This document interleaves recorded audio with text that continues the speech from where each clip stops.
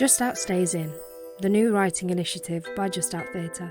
You are listening to Mother's Day, written by Tom Ryder, directed by Michelle Parker, performed by Janice Fryett, and edited by Ben Wilson.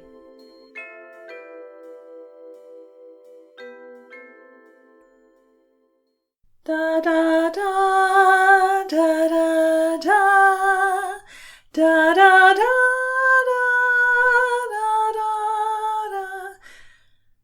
Go to sleep, go to sleep, you're my sweet precious baby. Da da da da da da da da da da da da.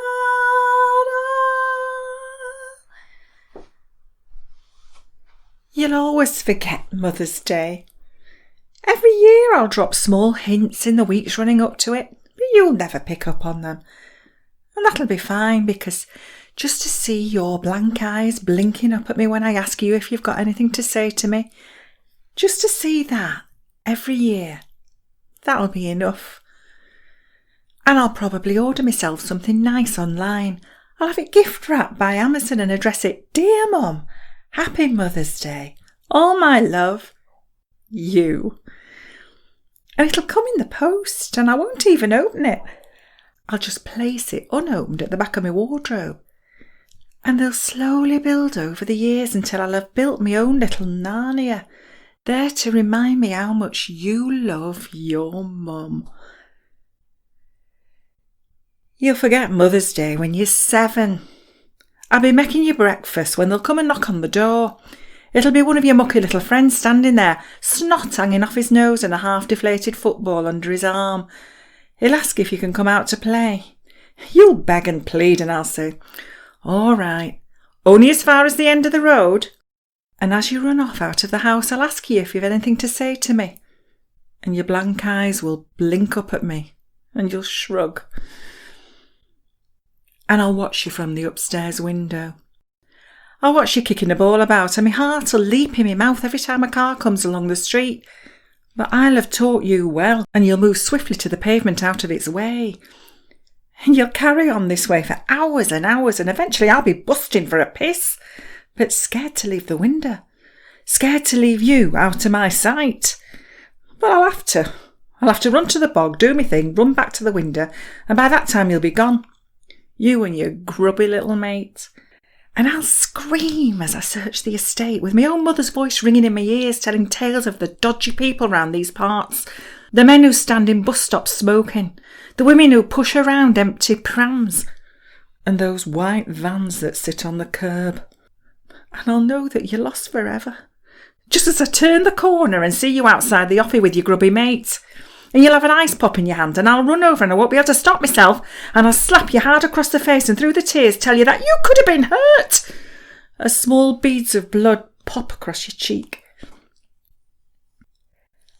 And you'll forget Mother's Day when you're 13. All of your loud, annoying friends will be going to some concert in some town miles away, and you'll have stupidly told them that you can go. I'll tell you no. And you'll say why, and I'll say because it's too far away. And you'll say it's fine because your friend George's mum is driving everyone. And I'll say that I don't trust that George as far as I can chuck him. And I wish you wouldn't hang round with people like him. And you'll get angry because that's your friend and you'll call me a bitch. And that'll really hurt me. On that day, of all days. And you'll storm off upstairs and I'll have a silent cry whilst you're loudly sulking. I'll remember the horrible names your father used to call me. I'll remember the only time I called my mother a bitch. And I'll have just wiped the tears from my eyes and be about to turn and come upstairs to try and patch things up. And I'll hear the front door shut. You won't be upstairs. You won't be in the front room. And by the time I've opened the front door and poked my head out, you won't be in the street either. You'll be long gone. And the police won't be able to understand exactly what I'm saying as I cover the phone in tears and snot. But they'll get the gist and try and tell me it's probably nothing to worry about.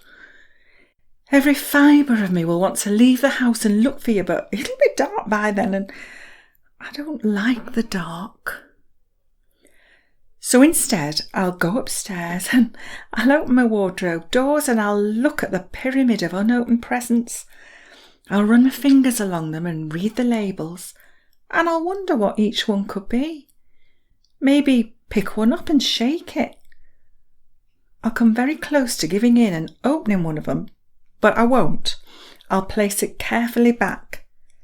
And I'll sit there till morning, when a copper will knock on the door with you cold and shivering by his side.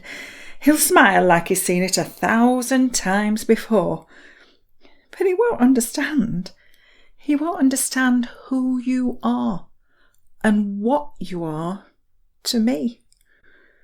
And as I sit you down and wrap you in a warm blanket, your favourite warm blanket, I'll ask you if you have anything to say to me.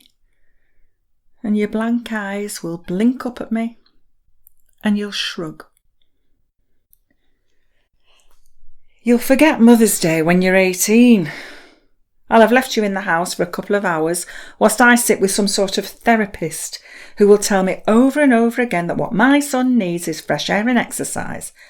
And I'll explain to her that you don't like leaving the house, and she'll say that's not healthy.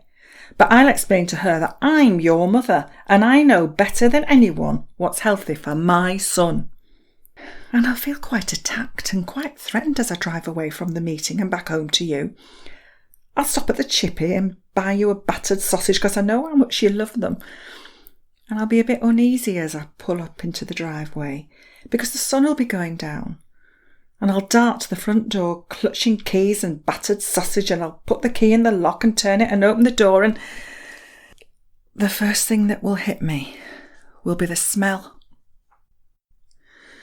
A smell of vomit. And all the curtains will be shut, and it'll take me a minute to see you lying on the floor, head resting in your own stomach lining, bits around your mouth. I know immediately what you've done. And I'll be upset, but I'll amaze myself at how calmly I react because really, I'll have expected this for years. Ever since your anxiety took a turn for the worse.